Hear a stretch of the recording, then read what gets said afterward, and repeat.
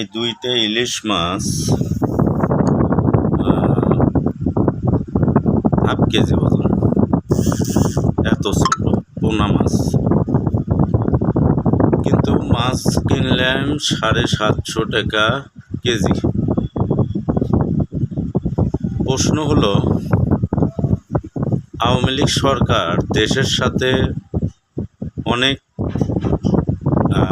প্রতারণা করছে, জাতির সাথে অনেক প্রতারণা করছে, কিন্তু উনি ইলিশ মাছের সাথে প্রতারণা করেননি, কারণ সরাসরি ইলিশ ভারত। প্রশ্ন হলো, এই ইলিশ মাছ অন্তর্বর্তীকালীন সরকারে যারা আসলো তাদের ভিতরে বলল যে আমাদের দেশের মাছ, আমাদের জাতীয় মাছ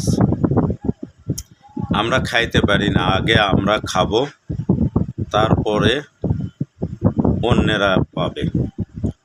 তাইলে বাংলাদেশে যে পরিমাণ ইলিশ ধরা পড়ে,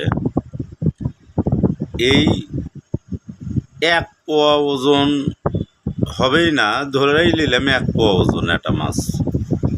তাহলে এই মাছের দাম কি 750 টাকা 800 টাকা কেজি যদি কিনে খাওয়া লাগে, তাইলে আমার মনে হয় ওই আওয়ামী লীগ সরকারের আমলে এই 1 পোয়া ওজনের মাছ এই দামে কিনে খাওয়া লাগেনি।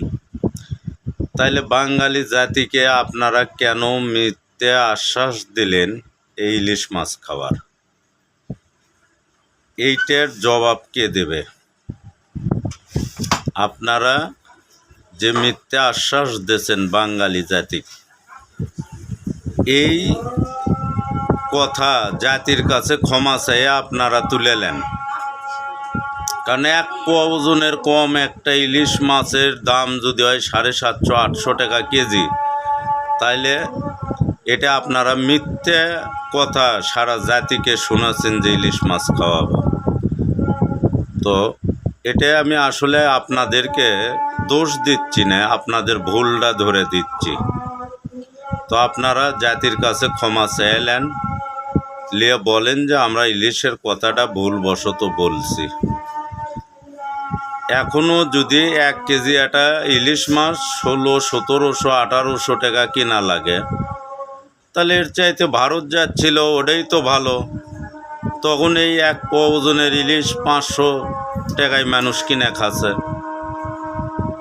তো আপনারা এইটা নিয়ে প্রতারণা করেন না, এটা জাতির কাছে ক্ষমা চেয়ে এই কথাটা তুলে নেন।